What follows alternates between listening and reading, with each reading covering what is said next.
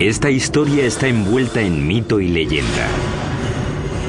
Cómo una tribu de nómadas fraguó el imperio más grande de América en solo 200 años. Tuvieron que inventar sistemas de ingeniería que eran extraordinarios para su época. Su civilización compitió con Roma en sofisticación.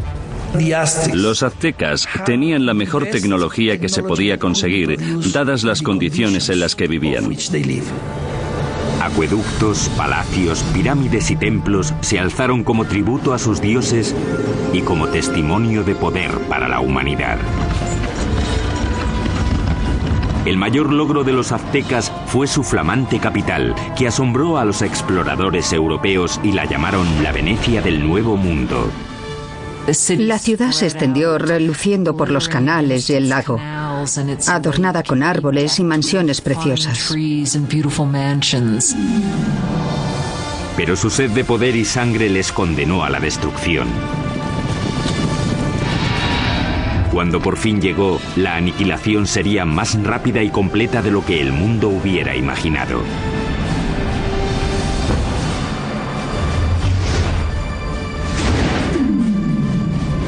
La construcción de un imperio, los aztecas. 1325 después de Cristo, centro de México, cerca de la Ciudad de México actual. Una chica joven, una adolescente, celebra su inminente boda. Es la hija de un rey tribal y está a punto de unirse a una tribu nueva que ha sido invitada a su reino. La tribu es conocida ahora como los aztecas. Como parte del ritual, 5 nobles aztecas la llevan a un antiguo templo para la ceremonia. Pero cuando llegaron arriba, los nobles la apartaron del altar y la pusieron sobre una losa que había ante el templo que se usaba para los sacrificios. Le sujetaron los pies y las manos mientras el quinto hombre levantaba un cuchillo de obsidiana en el aire. Con un movimiento rápido le abrió el pecho y extrajo el corazón, que aún latía.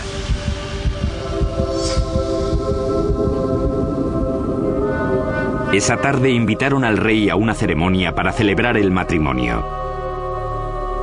Sin embargo, encontró a un sacerdote danzando, vestido con la piel aún brillante de su hija.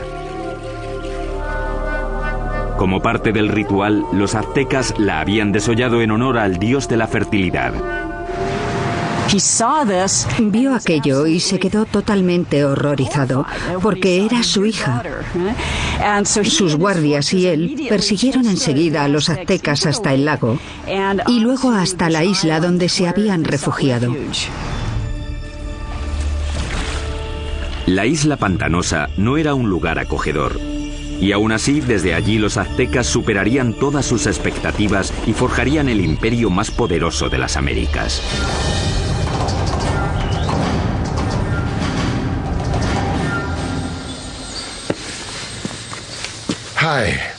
Hola, soy Peter Weller. Cuando pienso en los aztecas, pienso en gente elegante con unos bonitos adornos en el cuerpo y el pelo. Y pienso en una canción de Neil Young sobre Moctezuma y Cortés. Pero también pienso en cuchillos de obsidiana abriendo cavidades pectorales y en manos sacando corazones sangrantes y mostrándolos en alto.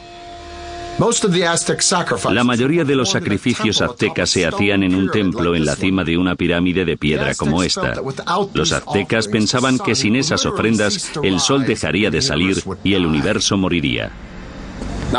La historia azteca es una mezcla de hecho y mito, aunque sí sabemos que ese asesinato, con lo horrible que fue, no solo marcó el comienzo del imperio azteca, sino que literalmente marcó el lugar donde empezaría a surgir.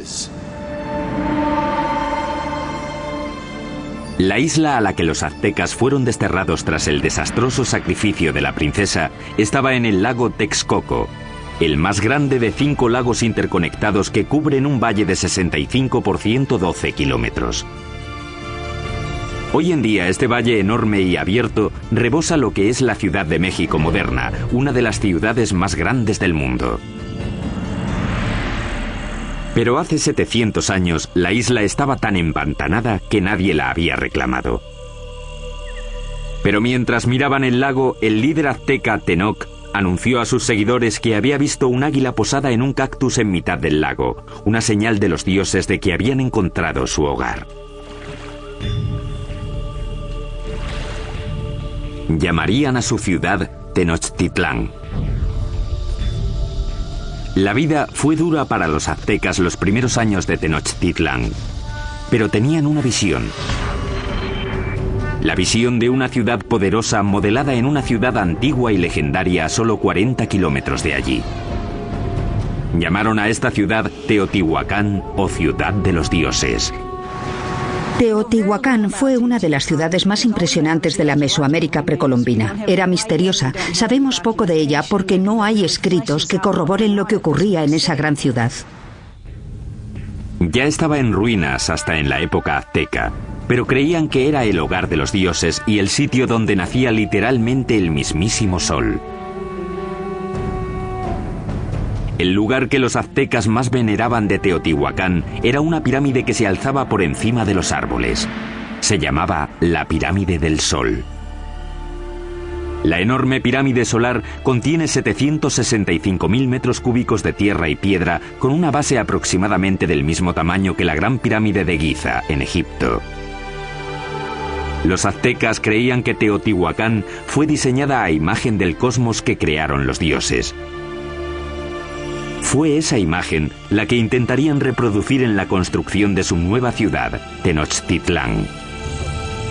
El que aceptó el reto fue un jefe azteca llamado Acamapixtli. En 1376 se embarcó en un plan ambicioso para hacer una ciudad muy avanzada en Tenochtitlán. Pero había un problema. Las islas pantanosas en las que se instalaron requerían mucho trabajo. Cuando empezaran a construir cualquier cosa, empezaría a hundirse. Simplemente no había cimientos sobre los que construir. La solución azteca revolucionaría la arquitectura de las Américas. Empezaron anclando bien los edificios al suelo usando un sistema de pilares de madera. Los trabajadores cortaban estacas de 10 metros de largo por unos 8 o 10 centímetros de ancho. Luego las clavaban en el suelo blando para que sirvieran de cimientos. Los pilares se rodeaban a menudo de piedra volcánica para añadir fuerza. Entonces los albañiles podían hacer muros encima de esa base sin problemas. Consiguieron pilares de madera para sostener la infraestructura, los cimientos de las pirámides. El que no se hundiera ni se inclinara me parece una proeza de la ingeniería.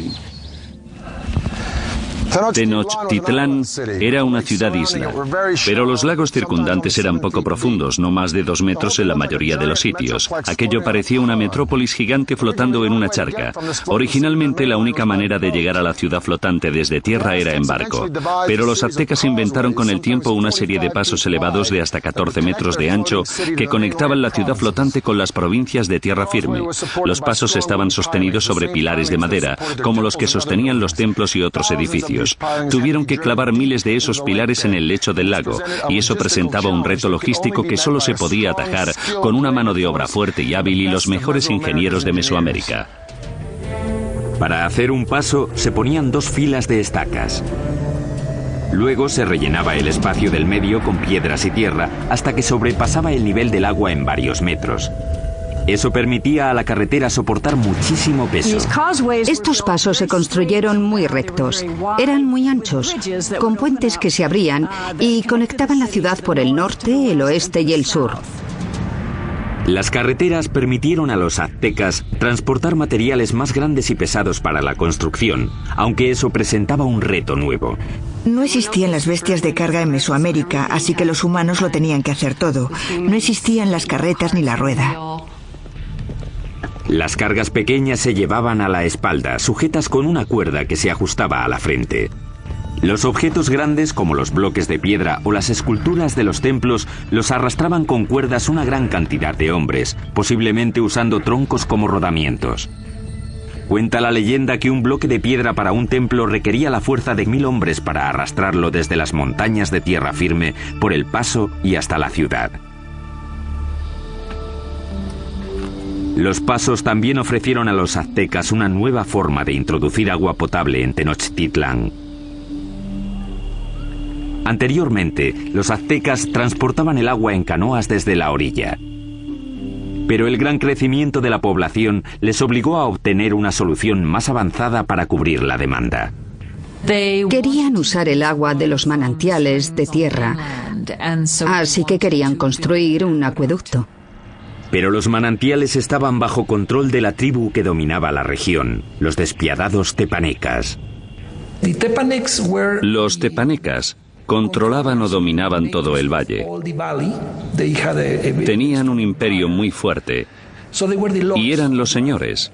Así que los aztecas eran sujetos tributarios de ellos. Mientras crecía la población azteca, la tensión con los tepanecas empezó a surgir.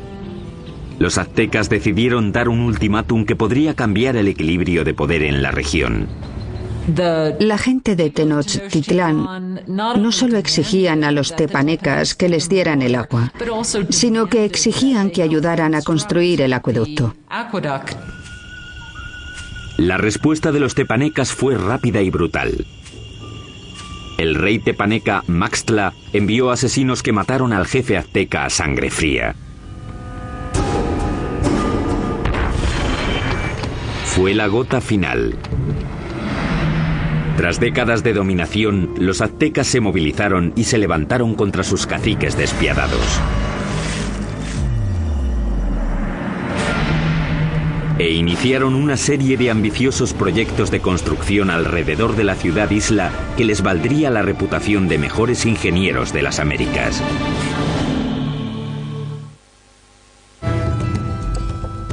Corría el 1428 y los aztecas habían declarado la guerra a sus caciques, una tribu llamada tepanecas. Pero para ganar a los tepanecas necesitarían una ayudita de sus vecinos.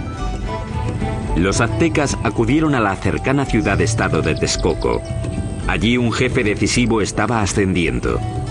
Se llamaba Nezahualcóyotl, y su liderazgo dominante sería crucial en la creación del imperio azteca. Con Nezahualcóyotl de su parte, los dominados aztecas se lanzaron a la yugular. Lanzaron un ataque total contra la capital tepaneca. Tras un sitio de más de 100 días, rompieron las defensas tepanecas y masacraron a sus opresores. Después de capturar al rey tepaneca Maxtla, el propio rey Nezahualcóyotl le arrancó el corazón y echó su sangre a las aguas del lago Texcoco. De repente las tornas habían cambiado. Ese es el preciso momento del comienzo del imperio, y los aztecas se convirtieron en líderes del Valle de México.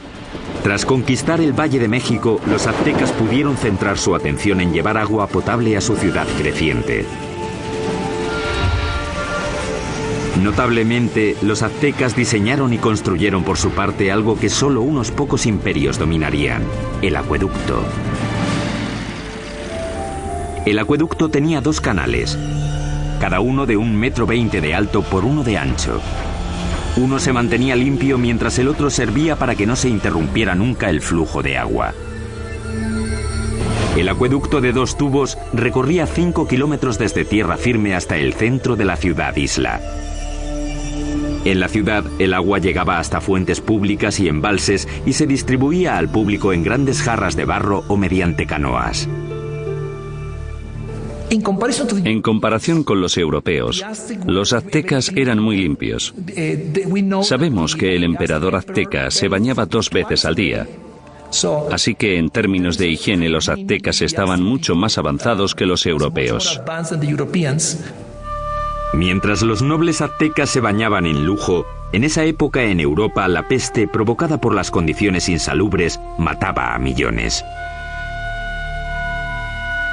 El baño del rey Nezahualcóyotl era uno de los más especiales de las Américas. Lo alimentaba un sofisticado acueducto que también llevaba agua corriente a los terrenos de su palacio. Detrás de mí está la colina de Tezcocinco, y en ella, Nezahualcóyotl construyó un fantástico palacio de recreo. Alrededor del palacio había un jardín botánico con todas las flores exóticas de Mesoamérica.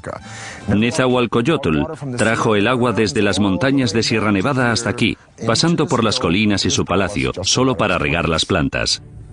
Para instalar aquí un acueducto, Nezahualcóyotl tuvo que llenar un enorme barranco que había entre Tezcocinco y la siguiente colina. Cuando el agua llegaba a la primera colina, se almacenaba en pequeños remansos construidos para controlar la velocidad del flujo antes de que llegara al acueducto. Tras cruzar el acueducto, el agua corría por un circuito alrededor de la colina de Tezcocinco, desbordándose por los laterales en cascadas para regar los jardines. Acababa en una piscina de roca tallada perfectamente redonda llamada la Bañera del Rey. Desde aquí podía observar sus dominios en Texcoco y su jardín botánico que regaba con su acueducto. Ciertamente es una bañera para un rey. A mediados del siglo XV, mientras el imperio prosperaba, los aztecas decidieron que era hora de elegir un soberano. Se llamaba Moctezuma y sería el primero de los dos emperadores cuyo nombre se conocería hasta ahora. La primera orden del día de Moctezuma fue expandir las fronteras del imperio. Los aztecas capturaron las ciudades-estado que había al sur, hacia el valle de Oaxaca, al oeste hasta el Pacífico y al este hasta el Golfo de México. En 1449, el imperio contaba ya con 15 millones de habitantes. En el corto periodo de 100 años, los aztecas consiguieron lo imposible. Cambiaron el orden del mundo mesoamericano. Pero al tiempo que los aztecas dominaban militarmente, su ciudad-isla era vulnerable a otro tipo de enemigo. Como Nueva Orleans, Tenochtitlán luchaba constantemente con el agua. Y uno de los primeros proyectos de Moctezuma fue proteger la ciudad de las inundaciones. Esto es lo que queda del lago Xochimilco, en la parte sur de Ciudad de México, de los tiempos aztecas de la ciudad de Tenochtitlán. Este lago, como los otros 4 que rodeaban a los aztecas, se alimentaba de manantiales, así que no había ríos o riachuelos por los que drenarse, y si llovía lo suficiente, el nivel del agua subía y se desbordaba por la tierra y la ciudad. Eso fue exactamente lo que pasó a mediados del siglo XV, cuando una inundación de proporciones catastróficas barrió Tenochtitlán. La ciudad que comandaba el imperio quedó casi destruida, y la civilización azteca tuvo que depender una vez más de la genialidad de sus ingenieros y de uno en particular. Moctezuma apeló a la ayuda de su antiguo aliado Nezahualcóyotl para proteger la ciudad que estaba reconstruyendo en el lago. Nezahualcóyotl diseñó algo que le convertiría en el mejor ingeniero del continente. Su plan era crear una zona de seguridad alrededor de la ciudad con un enorme dique que protegería Tenochtitlán y a sus habitantes. Fue diseñado para ser mayor que ninguna otra obra que hubiera en las Américas en ese momento, con una longitud de 16 kilómetros al este de la ciudad desde el extremo sur del lago y hasta el norte. Los muros fueron un trabajo de cestería, hechos de palos, juncos, piedras y tierra. Como el lago era poco profundo, el dique solo tenía 3,70 metros de alto, aunque el ancho era de 8 metros. Nezahualcóyotl remató el dique con compuertas, seguramente puertas de madera, que se podían subir o bajar para controlar el nivel del agua. El dique también sirvió para otro propósito: proteger el suministro de agua. Era importante construir algún tipo de mecanismo de protección para evitar que se mezclase el agua salada con el agua dulce de la parte oeste del lago. Napoleón dijo: un ejército marcha sobre el estómago. Es fácil suministrar comida de sobra para los civiles durante el desarrollo crítico de cualquier civilización, pero los aztecas perfeccionaron un método único no solo para proporcionar mucha comida al pueblo civil, sino para impulsar la expansión militar del imperio.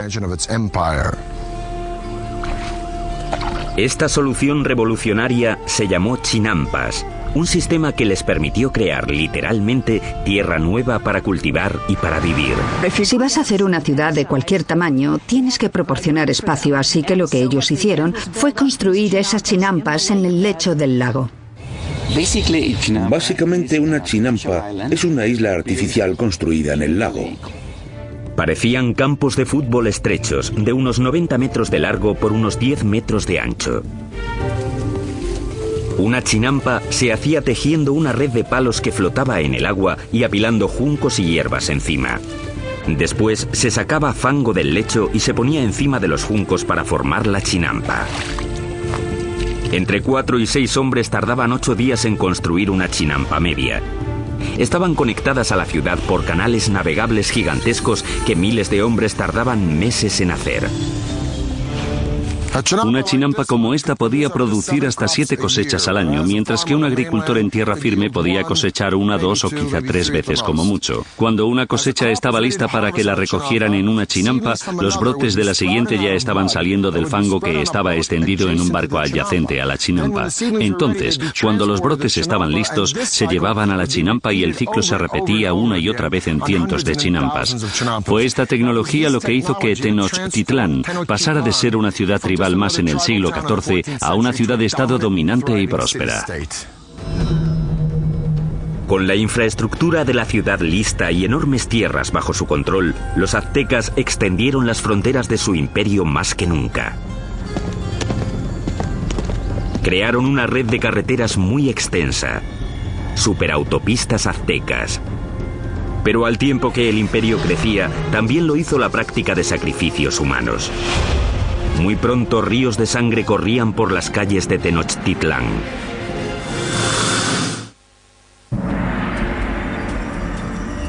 Hoy, Tenochtitlán, la capital del imperio azteca, ha desaparecido, enterrada bajo la actual Ciudad de México. Pero hace 700 años era una capital brillante en ascenso, construida por ingenieros avanzados y liderada por emperadores exuberantes. A finales del siglo XV, la demografía azteca había explotado. Su siguiente gran emperador lanzaría una serie de conquistas que competirían con cualquiera de la historia. Se llamaba Ahuizotl y demostraría que era incluso mejor guerrero que su abuelo, Moctezuma. Para el año 1502, Ahuizotl había conquistado territorios desde la costa pacífica de México y había conseguido que el imperio llegara muy al sur, a Guatemala. Su reinado fue como una edad de oro. Él fue el rey que abrió las rutas de transporte a las zonas costeras y las tierras bajas donde los aztecas tenían sus mayores lujos. Todas las plumas brillantes, el oro, las piedras preciosas que los nobles y soberanos lucían como parte de su estatus, venían de allí. Para transportar riquezas al corazón del imperio, los aztecas construyeron una red de superautopistas que cruzaban México central. Corredores de relevo se apostaban cada 8 kilómetros para crear una especie de UPS antigua. Se podían enviar mensajes o bienes desde la costa del Golfo hasta Tenochtitlán, a 320 kilómetros en solo 24 horas, más rápido que el servicio postal actual. Con el imperio en su esplendor, los aztecas de Ahuizotl se embarcaron en el mayor proyecto de construcción, una enorme pirámide en el mismo centro de Tenochtitlán, el símbolo del poder absoluto. Se la llamó Templo Mayor. La base de la pirámide tenía 75 metros de fondo por 100 metros de ancho y se elevaba a una altura de 15 pisos. Había al menos 117 escalones en 2 escaleras que subían 60 metros y que llevaban a 2 templos en honor a los dioses de la lluvia y de la guerra. El templo se reconstruyó en el mismo lugar 7 veces, comenzando en 1325 con la fundación de la ciudad. La pirámide crecía al tiempo que lo hacía el imperio. Cada piso simplemente se añadía encima del piso anterior. El templo mayor se construyó principalmente con una piedra llamada tezontle, que es volcánica y pesa muy poco. Eso evitaba que el templo se hundiera. Para los suelos y paredes, los aztecas aplicaron un revoque de cal, que era una especie de cemento. Algunos ejemplos encontrados hoy son tan duros como el cemento moderno, incluso después de 500 años. Los albañiles aztecas trabajaron durante décadas para completar su monumento a los dioses. El templo estuvo enterrado hasta 1978, cuando la compañía eléctrica cavó una zanja y descubrió accidentalmente una enorme piedra tallada y las ruinas del templo con ella. El disco tiene 3,5 metros de diámetro, pesa 20 toneladas y representa el cuerpo desmembrado de la diosa Coyolxauhqui. Coyolxauhqui era la diosa de la luna, y su hermano la mató porque se quedó embarazada de una forma vergonzosa. Los aztecas no eran nada mojigatos. De hecho, los nobles tenían muchas mujeres y concubinas. Pero entre el populacho, sobre todo las mujeres, el adulterio estaba prohibido y se castigaba severamente, a menudo con la muerte. Según la leyenda, el hermano de la diosa de la luna le cortó la cabeza y tras decapitarla tiró el cuerpo por una colina. Los aztecas representaban este asesinato literalmente y a menudo en festivales durante todo el año. Decapitaban a sus víctimas en la cima de la pirámide y luego tiraban los cuerpos por las escaleras hasta la gran piedra de abajo. Para los romanos, el tesoro más preciado era el oro. Para los egipcios era el más allá. Para los aztecas era la sangre humana. Creían que tenía que haber reciprocidad con los dioses, así que tenían que agradecer a los dioses dándoles lo más preciado que tenían, que era la sangre humana. Los aztecas la llamaban agua preciosa y creían que si los dioses no la recibían en grandes cantidades, el mundo acabaría en apocalipsis. Adornar los muros interiores de los templos con sangre humana fresca era práctica común. Y el olor tenía que ser horrible. Para dedicar su expansión del gran templo, el emperador Azhuitzotl hizo un sacrificio en masa. Las cabezas de las víctimas se expusieron con orgullo en estantes alrededor del templo. Según las crónicas, dicen que sacrificaron a 20.000 personas. Desde un punto de vista práctico y desde un punto de vista científico, parece imposible. Así que creo que la crónica, que la escribieron fuentes españolas, quería decir que a sus ojos había muchos. Durante el reinado de Azhuitzotl, las sangrías se dispararon. La vida en Tenochtitlán se convirtió en una orgía de muerte. Llevaban tanto a amigos como a enemigos para presenciar los sacrificios. Siempre eran sacrificios rituales, siempre son eventos, pero también eran declaraciones políticas, una forma de intimidación. En el momento de la muerte de Azhuitzotl, los aztecas habían institucionalizado los sacrificios y habían convertido los asesinatos en el campo de batalla en un arte. Eran los guerreros más feroces de América, una élite que tendría un espectacular templo dedicado. Pero ni siquiera ellos estaban preparados para la guerra de los mundos que les iba a caer encima.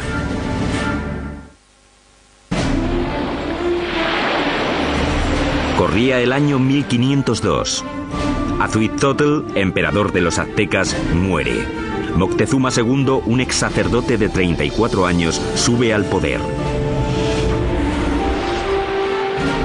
A un mundo de distancia, en España, un notario de 18 años llamado Hernán Cortés se prepara para cruzar el Atlántico para unirse a la conquista que su país está haciendo del Nuevo Mundo. El imperio azteca está en su cenit. Ahora se extiende por al menos 210.000 kilómetros cuadrados, desde Tenochtitlán hasta las dos costas y muy al sur hasta Guatemala. Unos 25 millones de personas formaban la ley azteca. Había 38 provincias cuyos habitantes pagaban importantes impuestos, enriqueciendo así a los nobles.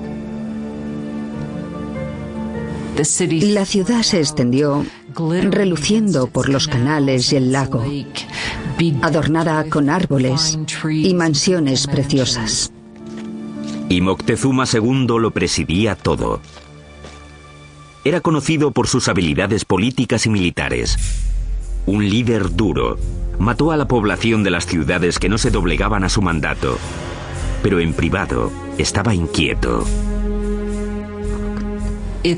Parece ser que Moctezuma era un individuo pasivo, incluso hasta depresivo. Cuenta la leyenda que después de ver un cometa pasando por el cielo de Tenochtitlán, pasó el resto de la noche llorando. Según pasaban las semanas, se volvió cada vez más paranoico. Pero en el culmen de su obsesión por lo sobrenatural, una amenaza muy real se aproximaba por mar. Los espías colocados a lo largo de la costa del Golfo informaron sobre algo muy extraño que no conseguían describir. No habían visto un barco en su vida, así que no tenían una palabra para describirlo. Por eso los indios se refirieron a los barcos como montañas que se mueven por el agua. En 1519, tras navegar desde Cuba, Cortés llegó con 11 de aquellas montañas flotantes y 500 hombres al Golfo de México, 320 kilómetros al sureste de Tenochtitlán. Las tribus quedaron atónitas ante aquellos hombres con armaduras de metal y animales que no conocían. Según avanzaron tierra adentro, masacraron brutalmente a las tribus que se resistieron, pero muchas otras se alegraron de poder proporcionarles comida y hombres. Una de las formas que uno de los jefes locales de la costa del Golfo utilizó para agradar a Cortés y su compañía fue con un grupo de mujeres que no solo estaban allí para las labores caseras, sino también, claramente, para hacer de cortesanas, para proporcionarles servicios sexuales. Pero entre las concubinas, una en particular llamó la atención de Cortés. Era la hija de un jefe que había sido vendida como esclava y se llamaba la Malinche. Desarrollaron una relación íntima y con el tiempo ella le dio un hijo. Ellos fueron las primeras personas de sangre mezclada del Nuevo Mundo. Pero era mucho más que una amante. Se convirtió en la intérprete de Cortés y su papel se amplió a consejera e intermediaria entre él y los aztecas. No solo era su traductora, también le contaba cosas que se estaban diciendo que se suponía que él no tenía que oír o entender. La red de corredores de relevos de Moctezuma le mantuvo informado de los movimientos de los españoles. Estaba claro que iban hacia la ciudad. Mientras avanzaba hacia Tenochtitlán en el verano de 1519, Cortés amasó un ejército de miles de hombres. El ejército de guerreros de Moctezuma contaba con cientos de miles. Iban vestidos de animales en el campo de batalla para intimidar a sus rivales. Parte de ello era espectáculo. Los guerreros llevaban distintos trajes increíbles. Los guerreros más importantes eran los caballeros, vestidos de jaguares y águilas. Los caballeros aztecas se iniciaban en sus órdenes con ceremonias sagradas en templos especiales como este. Este es el templo Cueva de Malinalco, uno de los 6 templos de esta remota ladera a unas horas al sur de Ciudad de México. Moctezuma lo terminó en el año 1502, poco después de su coronación. En Europa, Miguel Ángel estaba esculpiendo el David en la República de Florencia. Pero mientras Miguel Ángel tallaba el David, los aztecas extraían este templo directamente de la ladera de la montaña. Y es el único templo en todo el hemisferio occidental construido de esta forma. Al final de las escaleras de Coalcali se encuentran las esculturas de dos jaguares. A los lados de las puertas yacen los restos de dos guerreros. La puerta representa la boca abierta de una serpiente gigante. Literalmente se puede ver la lengua saliendo del templo. Los aztecas creían que esta era la entrada al centro de la tierra. Los guerreros privilegiados venían aquí, entraban en la sala con esculturas de águilas, les perforaban la nariz y ofrecían sangre en sacrificio para Huitzilopochtli, el dios de la guerra. Pero esta no sería, ni mucho menos, la última vez que los guerreros aztecas vendrían a dar su sangre. El primer encuentro entre Cortés y Moctezuma sería pacífico. Pero el conquistador sabía que un choque enorme y sangriento entre el viejo mundo y el nuevo mundo tendría lugar pronto. Y la aniquilación que tuvo lugar sería uno de los acontecimientos más aterradores de la historia de las Américas.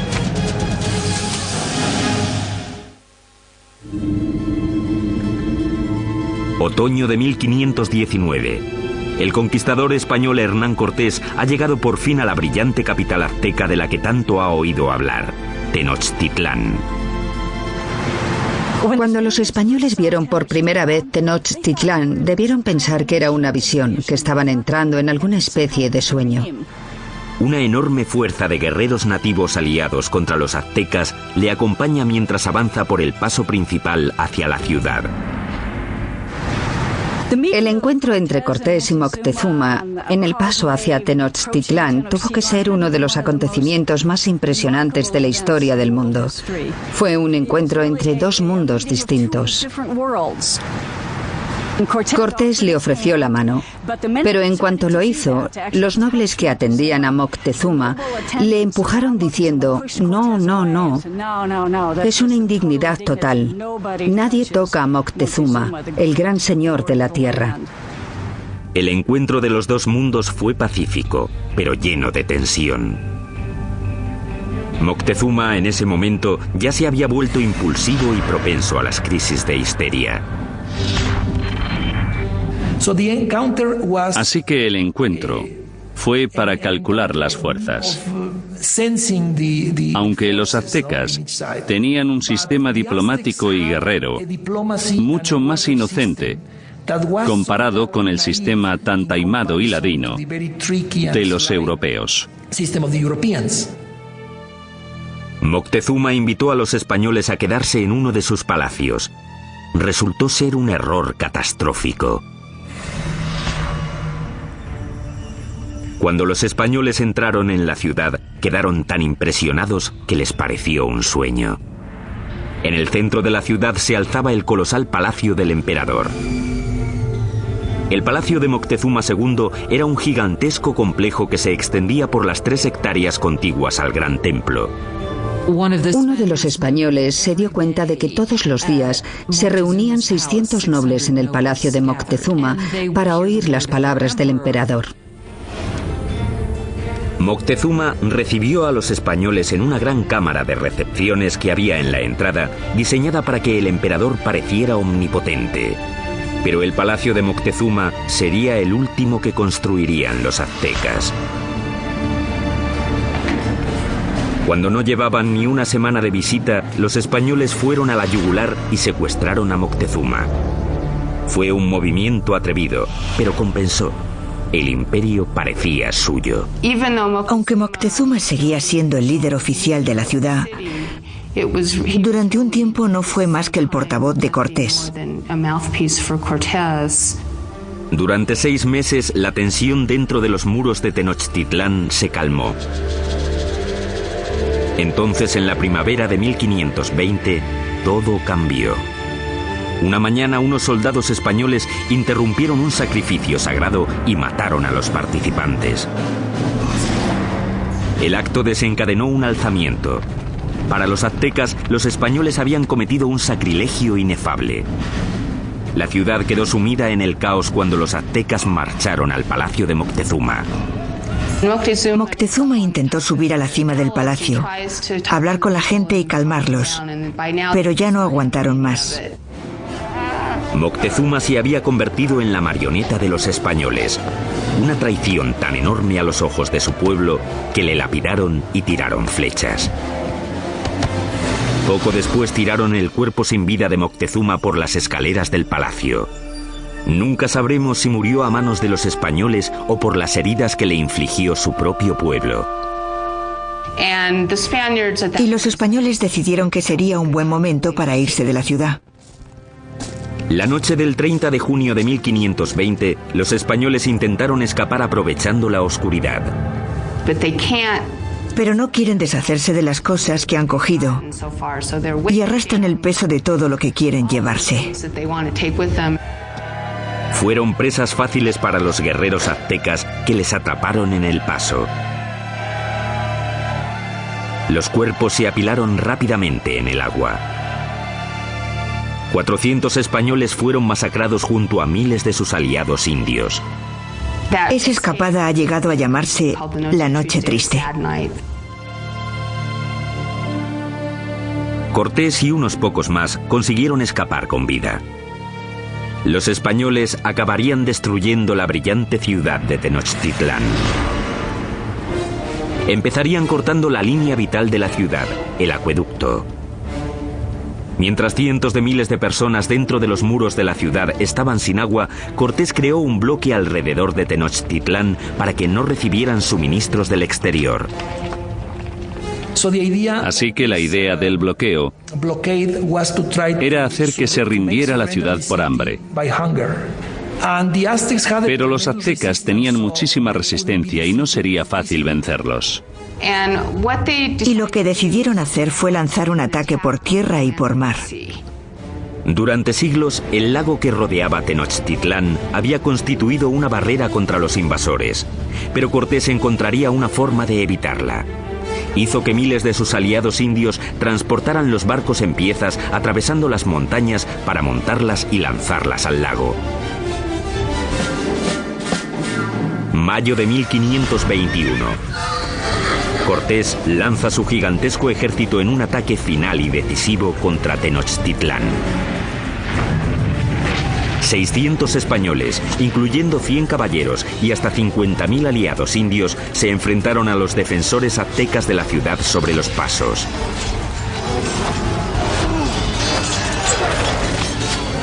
La lucha brutal siguió durante meses. Día a día, Cortés arrasó la ciudad piedra por piedra. Él y sus aliados indios fueron despiadados en el asesinato sistemático de la población. Fue una batalla muy dura, sobre todo en la ciudad. La última batalla de los aztecas fue en el gran templo de Tlatelolco. Los guerreros se alinearon en las empinadas escaleras y plataformas para tirar flechas y piedras a sus enemigos. Pero fue inútil. El 13 de agosto, el último líder azteca, Cuauhtémoc, fue capturado y se rindió ante Cortés. Y eso solo fue el principio. 20 millones morirían de las enfermedades traídas por los españoles. A finales del siglo XVI se calcula que se había reducido la población nativa en cerca de un 90%. La Ciudad de México moderna se ha construido sobre las ruinas de la una vez majestuosa ciudad de Tenochtitlán.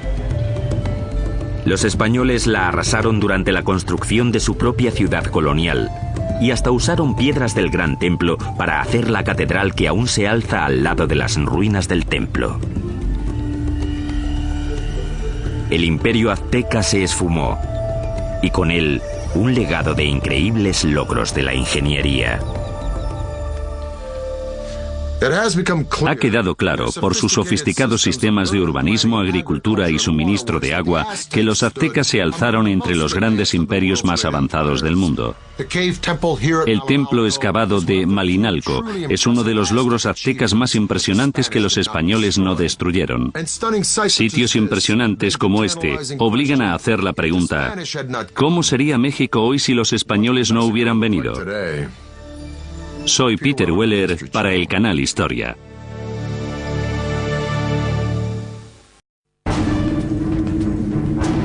Esta historia está envuelta en mito y leyenda. Cómo una tribu de nómadas fraguó el imperio más grande de América en solo 200 años. Tuvieron que inventar sistemas de ingeniería que eran extraordinarios para su época. Su civilización compitió con Roma en sofisticación. Los aztecas tenían la mejor tecnología que se podía conseguir, dadas las condiciones en las que vivían. Acueductos, palacios, pirámides y templos se alzaron como tributo a sus dioses y como testimonio de poder para la humanidad. El mayor logro de los aztecas fue su flamante capital, que asombró a los exploradores europeos y la llamaron la Venecia del Nuevo Mundo. La ciudad se extendió reluciendo por los canales y En honor al dios de la fertilidad. Vio aquello y se quedó totalmente horrorizado, porque era su hija. Sus guardias y él persiguieron enseguida a los aztecas hasta el lago y luego hasta la isla donde se habían refugiado. La isla pantanosa no era un lugar acogedor. Y aún así, desde allí los aztecas superarían todas sus expectativas y forjarían el imperio más poderoso de las Américas.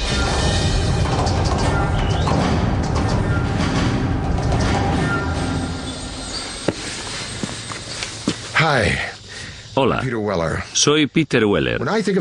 Cuando pienso en los aztecas, pienso en gente elegante con unos bonitos adornos en el cuerpo y el pelo. Y pienso en una canción de Neil Young sobre Moctezuma y Cortés. Pero también pienso en cuchillos de obsidiana abriendo cavidades pectorales y en manos sacando corazones sangrantes y mostrándolos en alto. La mayoría de los sacrificios aztecas se hacían en un templo en la cima de una pirámide de piedra como esta.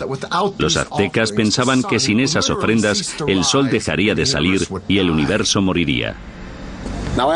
La historia azteca es una mezcla de hecho y mito, aunque sí sabemos que ese asesinato, con lo horrible que fue, no solo marcó el comienzo del imperio azteca, sino que literalmente marcó el lugar donde empezaría a surgir. La isla a la que los aztecas fueron desterrados tras el desastroso sacrificio de la princesa estaba en el lago Texcoco, el más grande de 5 lagos interconectados que cubren un valle de 65 por 112 kilómetros. Hoy en día este valle enorme y abierto, lago, adornada con árboles y mansiones preciosas. Pero su sed de poder y sangre les condenó a la destrucción. Cuando por fin llegó, la aniquilación sería más rápida y completa de lo que el mundo hubiera imaginado.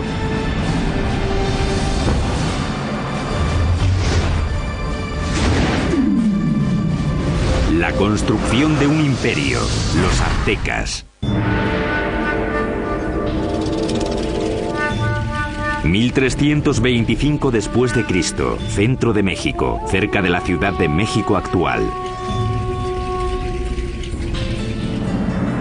Una chica joven, una adolescente, celebra su inminente boda. Es la hija de un rey tribal y está a punto de unirse a una tribu nueva que ha sido invitada a su reino. La tribu es conocida ahora como los aztecas.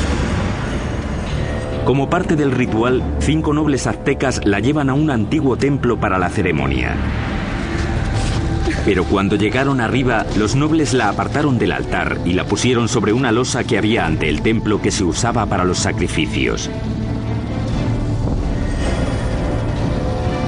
Le sujetaron los pies y las manos mientras el 5.º hombre levantaba un cuchillo de obsidiana en el aire. Con un movimiento rápido le abrió el pecho y extrajo el corazón que aún latía.